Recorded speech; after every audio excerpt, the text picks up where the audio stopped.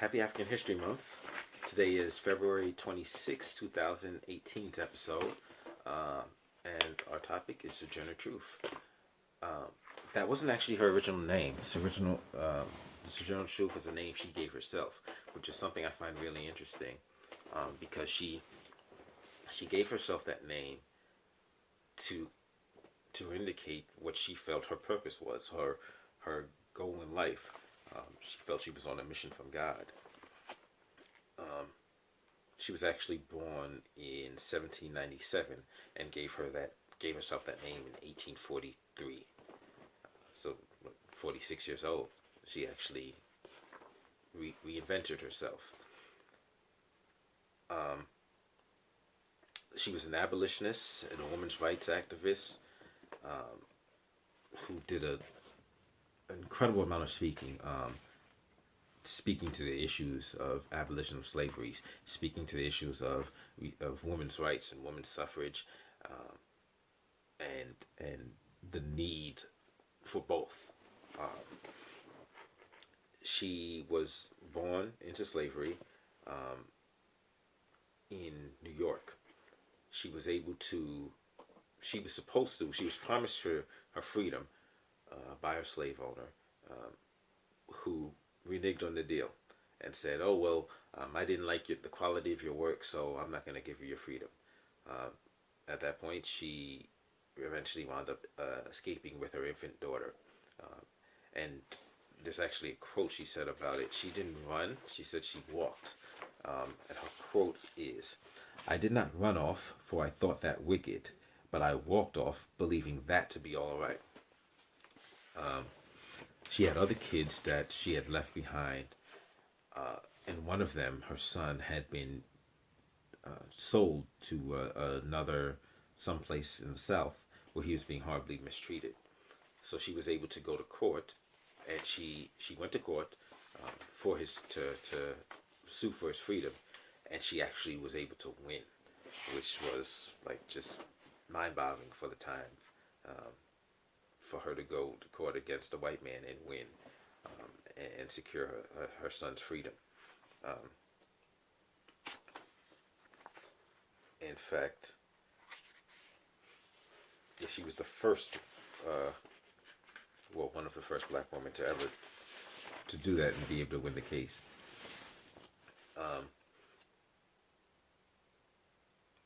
so after some years later, she was able to. She actually became a Methodist, and that's when she changed her name to Sojourner Truth. And she made the statement that the Spirit calls me, and I must go. And that's when she began traveling and speaking to people about the need for abolition and, women's suffrage. Her most famous speech is "Ain't I a Woman?" um, that she gave at, it was a women's rights convention in Akron, Ohio. But she gave other speeches too, including in Northampton, Massachusetts, um, where her speaking. That's the thing. Just her speaking is something. You say, well, okay, so she talked, but she talked about subjects that were wildly unpopular, and that there was significant risk in her, specifically as a black woman, speaking about. And this Northampton meeting is one of those examples because, basically there was a group of men that, threatened, disrupted this speech and threatened to burn down, the area where it was being held. And she was able to, through speaking, to calm the crowd and, get them to eventually leave. But I think the critical thing to realize is that there was significant risk to her speaking on these issues. She spoke at the abolitionist convention in Boston, Massachusetts, in 1840.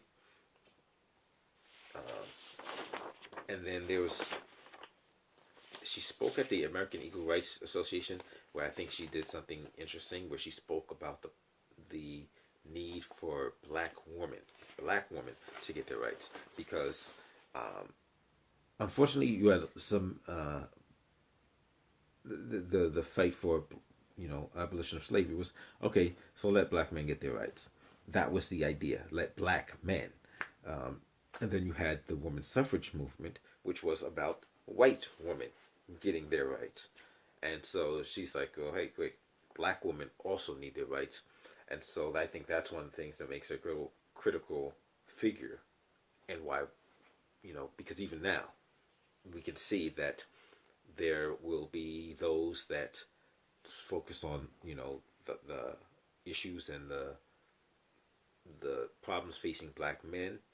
There'll be those that focus on feminism, but by default, feminism is focused on white women. Meanwhile, black women are like just left, to oh well. And number one, we can't allow that. And I like that hundreds of years ago, she was speaking on that issue, and I think that's one of the reasons, one of the reasons why she needs to be in the conversation of Black history. Harriet Tubman, her, because we can't forget the struggle of black women, and we can't forget the horrors that black women have faced. The just the wow, it's the scope of what black women have had to endure. I think is crucial in is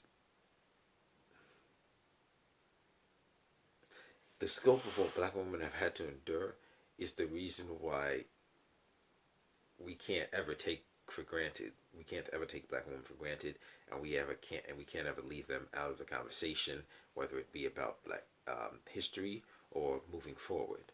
It's something we have to be and mindful of and focused on, without a doubt. I'd like to thank you for joining me for today's episode for February 26, 2018's episode. And I will see you next episode.